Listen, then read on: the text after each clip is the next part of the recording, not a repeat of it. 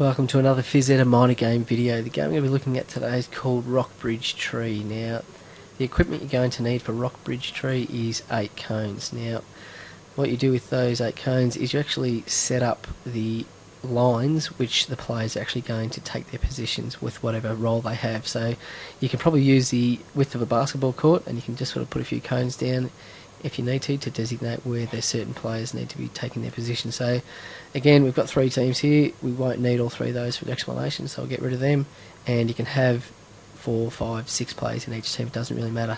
Now, this is obviously a relay, so the first team finish would obviously be the winner. So you can see here, we've got the 4 players. The first person in line, when the teacher says go, that player runs out to the first line and he becomes a rock. So he gets down at a nice crouch position, getting as low as he can, and making sure he keeps himself nice and safe. He always tries to have his head pointing in the opposite direction of the runners coming towards him.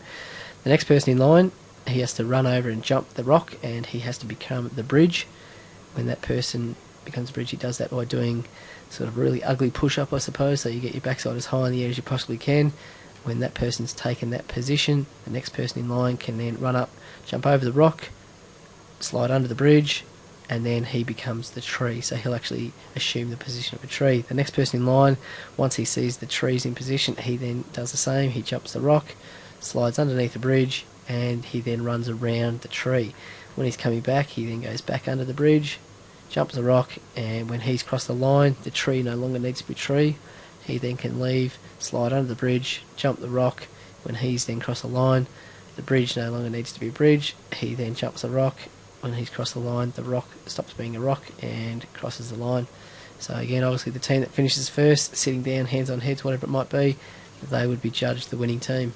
If you needed to and one team was dominating, you could obviously handicap that team by making them run further, or actually just making them start a little bit later than the other teams. And that's how you play Rock Bridge Tree. For more minor game and resource ideas, head to PhysEdit.com.au or subscribe to the PhysEdit YouTube channel.